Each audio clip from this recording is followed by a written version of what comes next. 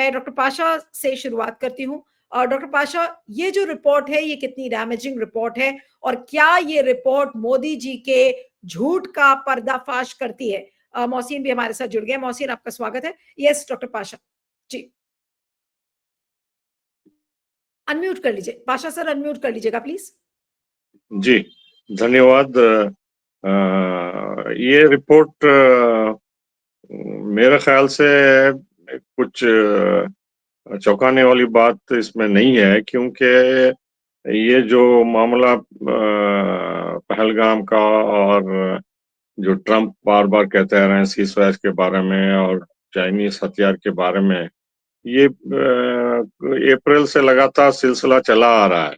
पाकिस्तान के इस्तेमाल में जो भी हथियार चाइना के थे, तो पूरी दुनिया को पता है कि चाइना ने इतने बड़े पैमाने पे पाकिस्तान को हथियार दिए थे, उन्होंने इस्तेमाल किए, किस तरीके से किए और क्या उसका नतीजा हुआ वगैरह। और चाइनीज एम्बेसी जाहिर है अपने हथियारों को प्रोपोगेट करेंगे, और जैसा अमेरिका करता है या रूस करता है या फ्रांस भी करता है अपने राफेल या मिराज जेट्स को। लेकिन ये बायलैटरल रिलेशंस का कमीशन है चाइना और अमेरिका के बीच में, जो टैरिफ को लेके, ट्रेड को लेके, ताइवान को लेके कई मसले हैं दोनों के बीच में, और तनाव के बीच ये रिपोर्ट आई है।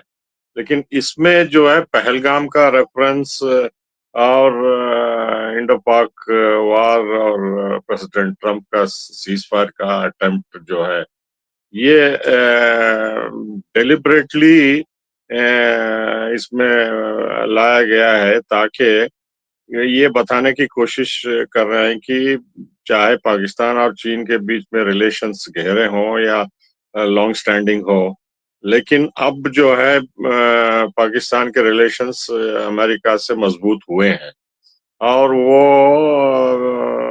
बिला वजह पाकिस्तान की तारीफ नहीं कर रहे हैं कि उसने इतने मार गिराया या भारत के रफाल या इतनी कामयाबी हुई और अमेरिका की वजह से जो है ये जंग रुकी, वरना न्यूक्लियर जंग छिड़ जाती थी बोल के। तो ये सिस्टमैटिक कैंपेन अमेरिका की तरफ से है, और ये मेरे ख्याल से ये एक और हैंडल है भारत के ऊपर प्रेशर डालने का, जो कि जनवरी से लगातार भारत के ऊपर आ रहा है, चाहे वो भारतीयों को हथकड़ी डाल के भेजना हो, टैरिफ का हो, या ऑपरेशन सिंदूर के सिलसिले में हो, या भारतीय कंपनीज पे जो सैंक्शंस डाले हैं कि वो ईरान से, रूस से और दूसरे देशों से जहां सैंक्शंस लगे हुए हैं, तिजारत कर रहे हैं, ट्रेड कर रहे हैं, और ब्रिक्स का मामला और रूस का तेल वगैरह सब। तो ये बायलैटरल रिलेशंस और इकोनॉमिक पॉलिटिकल सभी को रिव्यू करते हैं, ये एनुअल रिपोर्ट में हर साल आती है। भारत और अमेरिका के बीच में भी ये रिव्यू रिपोर्ट आती है, कांग्रेशनल रिपोर्ट। जैसे कि आपके प्रोग्राम में मैं बताया था, पिछले रिपोर्ट में ये भी जिक्र किया गया था कि बीजेपी ने कम्युनल एजेंडा यूज करके वोट हासिल की थी और सीट हासिल करे, और ये डेमोक्रेसी को अंडरमाइन करता है, इसकी वजह से भारत पे सैंक्शंस डालना बोल के ये भी जिक्र उसमें रिकमेंडेशन आया था। तो रिलीजियस फ्रीडम के बारे में भी तो ऐसी रिपोर्टें आते रहते हैं।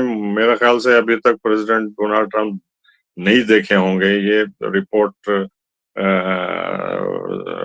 अभी छपी है, अभी पब्लिक हुई है।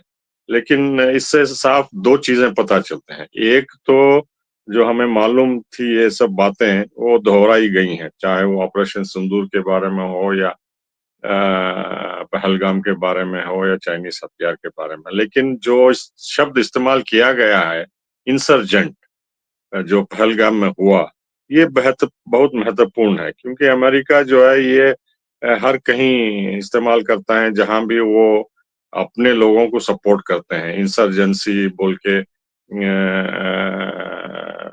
बहुत सारी जगह में वो हथियार देते हैं, चाहे वो अफ्रीका में हो, लैटिन अमेरिका में हो, या तो अब कश्मीर का मामला जो है अब इंसर्जेंसी का हो गया है अमेरिका के कांग्रेस रिपोर्ट के मुताबिक।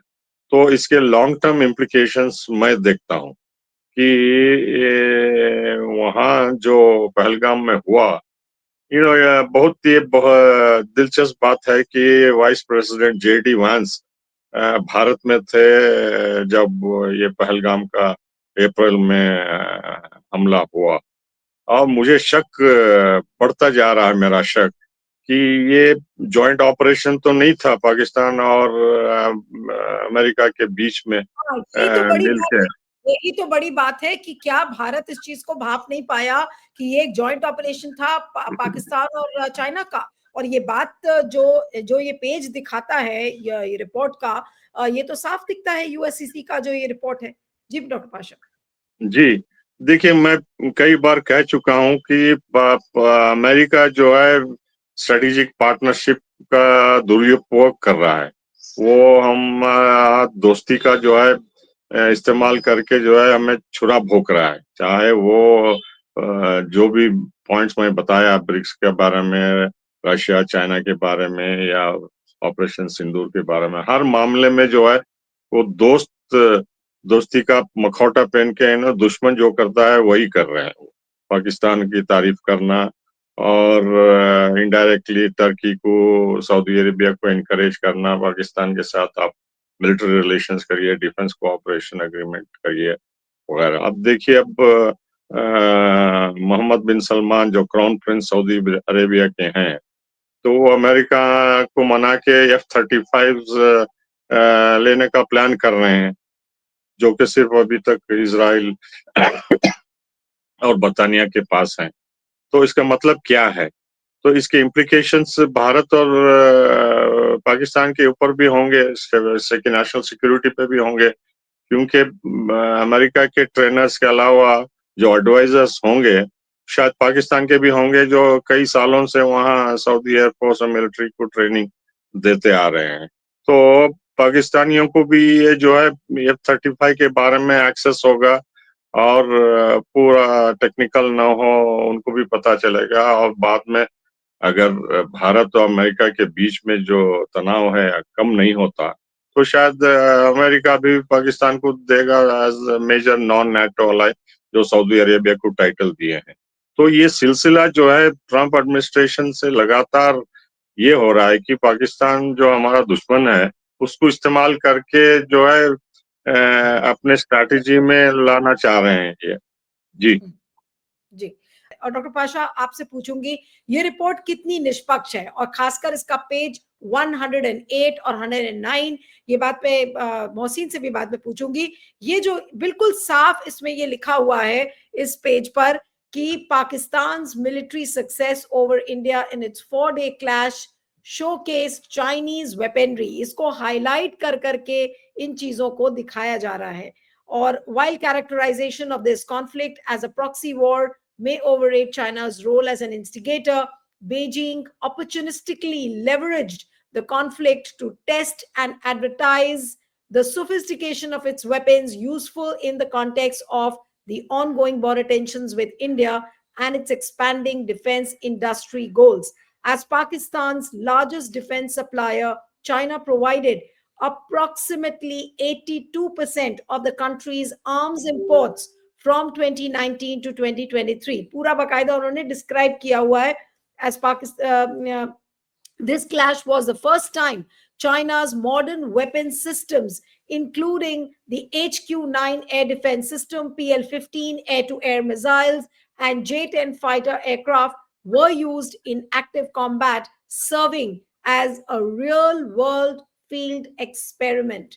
China reportedly offered to sell 40 J-35 fifth-generation fighter jets, KJ-500 aircraft, and ballistic missile defense systems to Pakistan in June 2025. That same month, Pakistan announced a 20% increase in its 25-26 defense budget, raising planned expenditures to $9 billion despite an overall budget decrease. ये पूरा बाकायदा इस report में दिया हुआ है कि किस तरीके से चाइना से पाकिस्तान ने लाभ उठाया, तो क्या अब ये सवाल नहीं खड़े होंगे कि क्या ये पूरा एक जॉइंट ऑपरेशन था जिसको भारत समझने में चूक गया?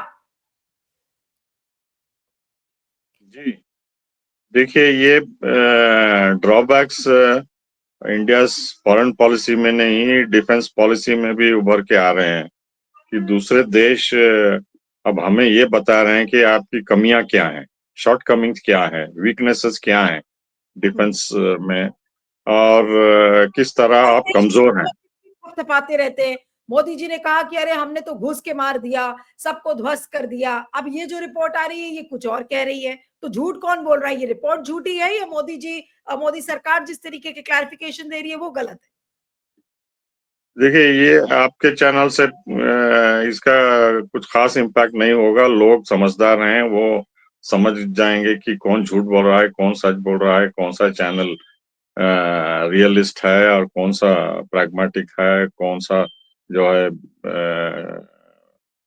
दूसरा मीडिया है जो साइको फैंसी और सपोर्ट करता है किसी एक पक्ष का। लेकिन मेरा ये मानना है कि जयराम रमेश का ये ट्वीट और ये कहना कि पार्लियामेंट में डिस्कस होना और प्राइम मिनिस्टर या जयशंकर इस पे टिप्पणी करना या भारत अमेरिका के साथ एक प्रोटेस्ट लॉन्च करना, ये सब बेकार की बातें हैं मेरे ख्याल से, क्योंकि ये करने वाले नहीं है। हम देख लिए पिछले 10-11 महीने से कि एक शब्द भी जो है डोनाल्ड ट्रंप के खिलाफ ना मोदी बोलते हैं, ना जयशंकर बोलते हैं, ना गोदी मीडिया बोलता है या उनको परमिशन दिया जाता है। तो ये अभी भी ये इस उम्मीद में हैं कि जो है उनका फ्रेंड डोनाल्ड ट्रंप दोस्ती का हाथ बढ़ाएगा और शाबाशी देगा, आपने बहुत बड़ा काम किया है, मेरे बहुत अच्छे दोस्त हैं वगैरह वगैरह बोल के। तो ये बार-बार डोनाल्ड ट्रंप का मोदी की तारीफ करना, ये एक तरीके से तमाचा मार के जो है कहना कि आप बहुत अच्छे दोस्त हैं बोल के।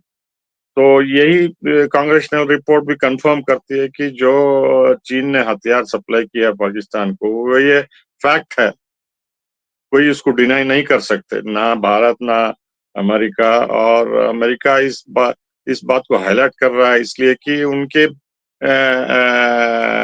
हथियार जो है कम लेना पसंद करेंगे देश, क्योंकि अब चाइना के हथियार बहुत मकबूल हो जाएंगे या पॉपुलर हो जाएंगे, जिस तरीके से वो कांग्रेशनल रिपोर्ट अब लेजिटिमेसी दे रही है। तो ये बहुत बड़ी बात है कि अब चाइना के हथियार जो है दूसरे देश भी डिमांड इनका बढ़ेगा। और राफेल, हालांकि अब यूक्रेन ने 100 राफेल के साथ लेने का वायदा किया है, लेकिन जिस तरीके से कंडीशंस डालते हैं अमेरिका हो या फ्रांस हो या ब्रिटेन हो अपने फाइटर जेट्स को दूसरे देशों को देने के लिए, चीन उस तरीके से पाकिस्तान पे नहीं डाला है। वो बल्कि कोऑर्डिनेशन करके इंटेलिजेंस भी शेयर किया और सैटेलाइट का लाइव इंफॉर्मेशन भी दिया, बल्कि मेरे ख्याल से वो एक्टिव पार्टिसिपेंट भी था ही भारत के खिलाफ। मैं यहाँ तक भी कह सकता हूँ, क्योंकि हमारे डिफेंस एनालिस्ट ये सोच के चल रहे थे कि हम सिर्फ एक फ्रंट पे लड़ रहे हैं, नहीं, तो लेकिन आप ये इनडायरेक्टली। डॉक्टर पाशा, ये तो आप मानेंगे ना कि ये जो रिपोर्ट आई है ये वाकई में कुछ ऐसे तथ्यों को उजागर कर रही है जिन तथ्यों को अभी तक मोदी सरकार ने छुपा कर रखा। वो डेलिबरेटली छुपाया नेशनल सिक्योरिटी की वजह से, या फिर वो डर गए कि वो कमजोर साबित हो जाएंगे इस वजह से उन्होंने नहीं किया। वो रीजंस में मैं नहीं जा रही हूं, लेकिन क्या ये ऐसी रिपोर्ट नहीं है जो बहुत ज्यादा डैमेजिंग है उस सेंस में? जी, डैमेजिंग जरूर है, लेकिन ये पहली बार नहीं हुआ है डैमेजिंग रिपोर्ट। कई कई बार जब डोनाल्ड ट्रंप कहते हैं कि मैंने ऑपरेशन सिंदूर को रुकवाया, तो क्या ये डैमेजिंग नहीं है ये? तो ये डैमेजिंग रिपोर्ट जो है मोदी सरकार निगलते आ रही है। इनको कोई फर्क नहीं पड़ता, क्योंकि लोगों के सामने ये बताना चाहते हैं कि हमने इतना बड़ा कार्रवाई कर दिया, हमने लाहौर को कब्जा कर लिया, हम आजाद कश्मीर लिबरेट करने जा रहे हैं और ऑपरेशन सिंदूर अभी भी लाइव है। जब भी हमला होता है पाकिस्तान की तरफ से या आतंकी हमला होता है, तो हम कभी भी कार्रवाई कर सकते हैं। लेकिन अब जब दिल्ली में ब्लास्ट हुए तो ये वहाँ करने के लिए तैयार नहीं है, क्योंकि अभी रिपोर्ट आई है कि डोनाल्ड ट्रंप कह रहे हैं कि मुझे वादा किया है प्राइम मिनिस्टर मोदी ने कि पाकिस्तान पे हमला नहीं करेंगे। तो ये बहुत बड़ी बात है, जो कि पहले सऊदी अरब चाहता था कि जभी भी ईरान का खतरा था, तो वो भारत से आश्वासन लेना चाहते थे। जैसा 2000 में जब मुशर्रफ प्रेसिडेंट थे, तो वाजपेयी साहब ने भारतीय फौज पूरे राजस्थान सेक्टर में भेज दी थी। तो उस खतरा था कि भारत और पाकिस्तान में जंग होगी। मैं सऊदी अरब में था, तब मैंने अरब टाइम्स को इंटरव्यू दिया, पूरा फुल पेज, फ्रंट पेज में। उसमें मैं ये कहा कि ये और सऊदी अरब के फॉरेन मिनिस्टर भारत आना चाहते थे। भारत को मनाने के लिए आप पाकिस्तान पे हमला मत करिए बोल के। तो भारत ने उनको निमंत्रण देने से मना कर दिया। इतना गुस्सा था यहाँ। तो अब जो सऊदी अरब पहले करता था, अब अमेरिका कर रहा है। ये दोस्ती का गलत इस्तेमाल करके अब वो आश्वासन भी ले लिए हैं कि अब पाकिस्तान पे हमला नहीं करेंगे। तो मैं उसी सिलसिले में देखता हूँ कि ये दिल्ली ब्लास्ट के बाद उन्होंने पाकिस्तान का जिक्र ही नहीं किया, या इंटरनल अंदरूनी बगावत हुई है बोल के बता रहे हैं। हालांकि इंटेलिजेंस एजेंसी को पता होगा कि कौन कर रहे हैं वगैरह वगैरह। तो अब चूंकि ये मामला बायलैटरल नहीं रहा अमेरिका और इंडिया के बीच में, तो इसमें पाकिस्तान को देखिए किस तरीके से सिस्टमैटिक तौर से अमेरिका इस्तेमाल कर रहा है पाकिस्तान को भारत पे दबाव डालने का। अब चीन को भी पिक्चर में ला लिया है कांग्रेसनल रिपोर्ट के तहत कि आप कमजोर हैं और आप हमारे से दोस्ती बढ़ाइए, क्योंकि वरना चीन भी आपका फायदा उठा लेगा। तो आप हमारे से दोस्ती बढ़ाइए और हम जो बोलते हैं वो करिए, वरना ठीक है, चीन इतने हथियार देके आपको भी कमजोर कर देगा, जैसा पाकिस्तान को बात इस्तेमाल आप कर कह दिया रहे है।